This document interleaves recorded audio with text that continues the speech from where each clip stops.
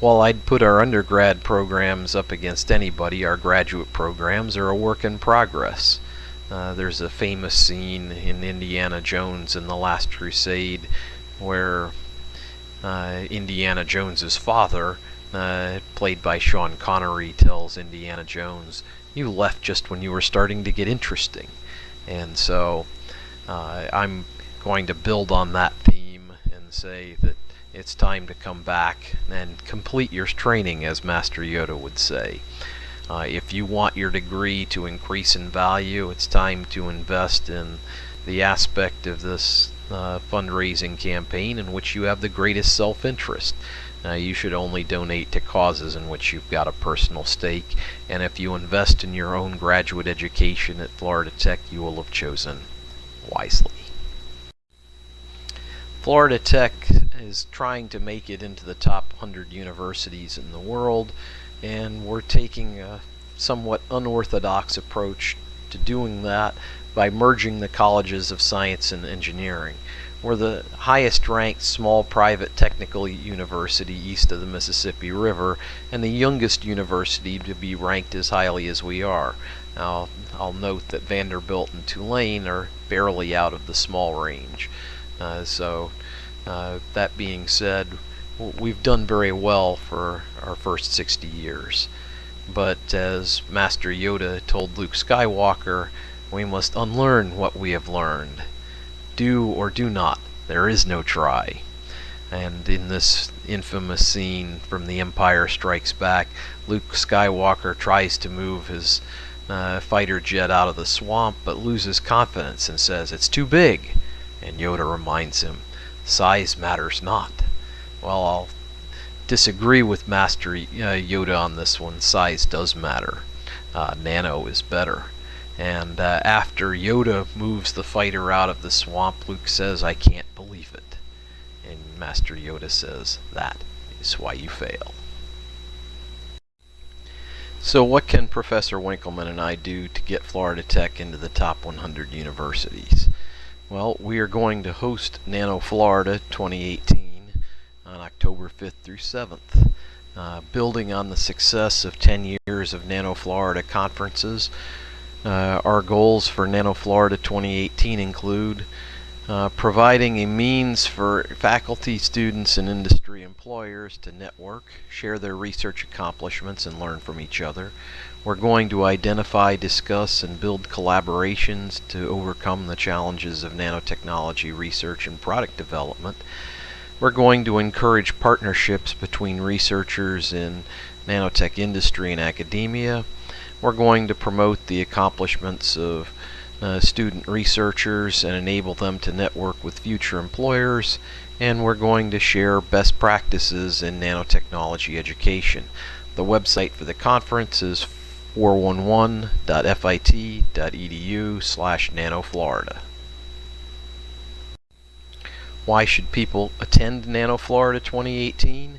Well, it provides an opportunity for people to network with potential customers, research colleagues, and showcase their latest technology, products, and services.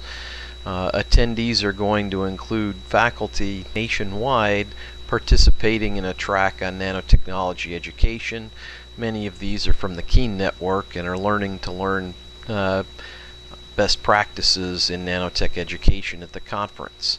Our goal in hosting this year's conference is to get other universities in the Keen Network to think of us when they think of nanotech education. Hopefully that'll improve our prestige and get us moved up in the national rankings. Dr. Winkleman used to be the editor of the Journal of Nanoeducation, and we have one of less than 10 nanotech minor programs in the U.S. and the one with the most lab credits.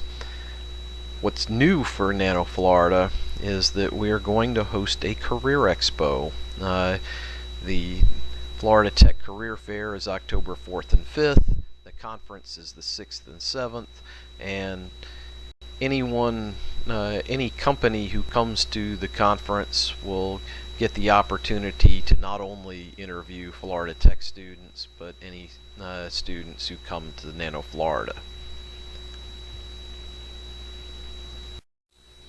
Nano Florida has always been a student-focused conference up to this point, and this gives them the opportunity to present their work in a relatively low-stress environment. It's a great first conference for students to present at, and they'll have the option of presenting a talk or a poster.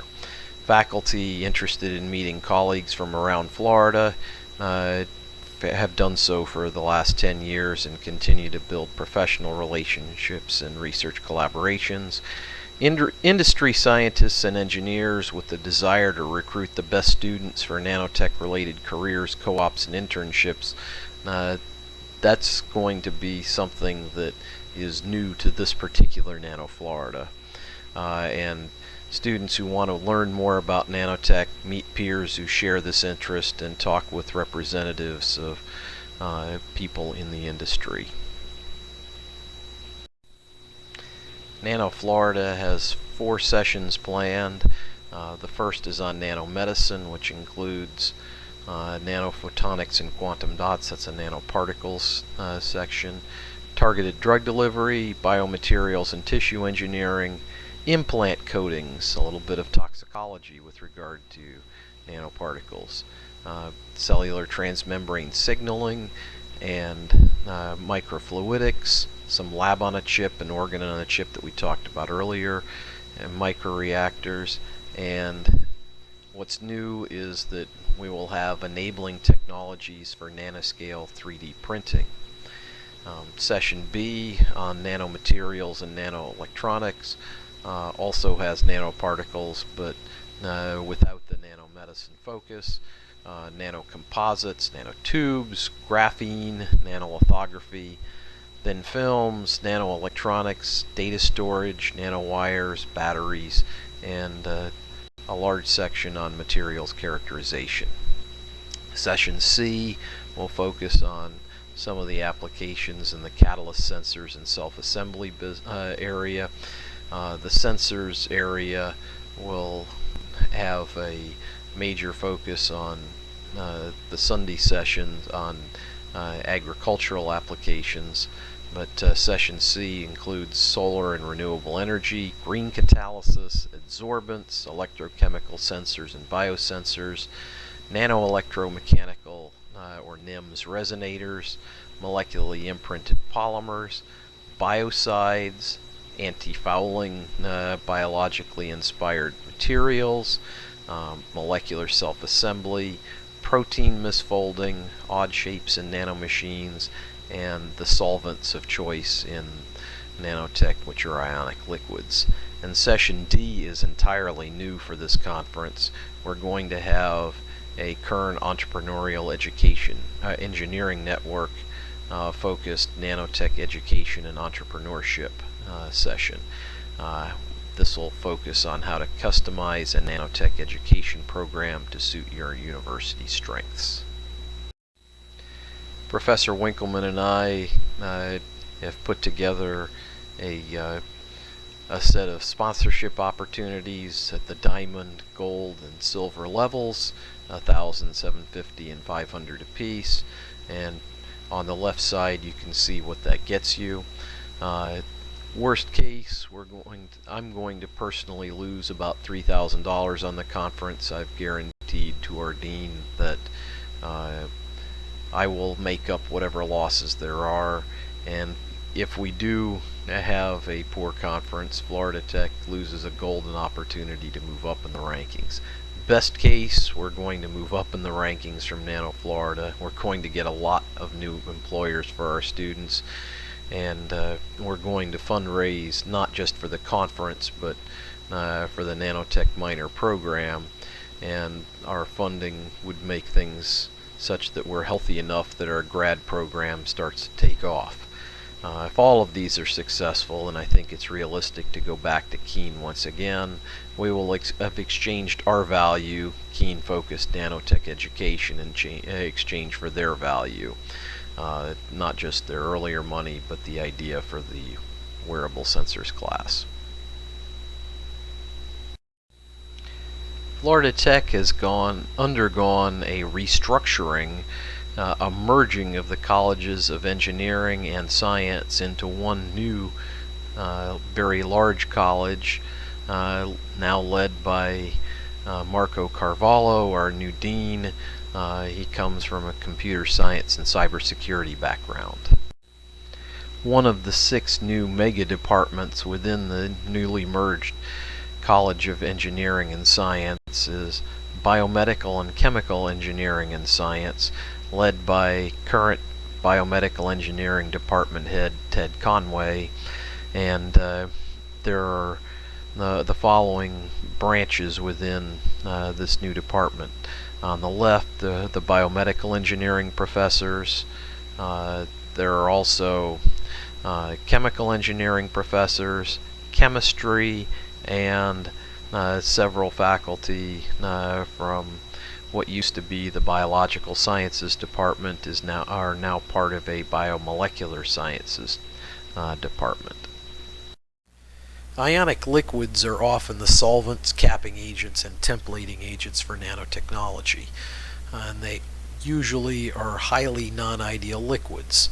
We need to be able to simulate nanoparticle aggregation in ionic liquids so that we can prevent such aggregation and make sure that nanoparticles have as much value as they can. Down near the bottom right, I've supervised several students, including one from the math department, on such nanoparticle aggregation. And the inability to simulate nanoparticle aggregation in ionic liquids is one of the things that right now is making nanoparticle production, mass production, much more difficult. If it can't be simulated in Aspen's chemical engineering plant design software, that's a major limitation. And the group in the middle here did a nice job on trying to simulate that using their own code. Rudy Vemschulte from our chemistry department also works with ionic liquids.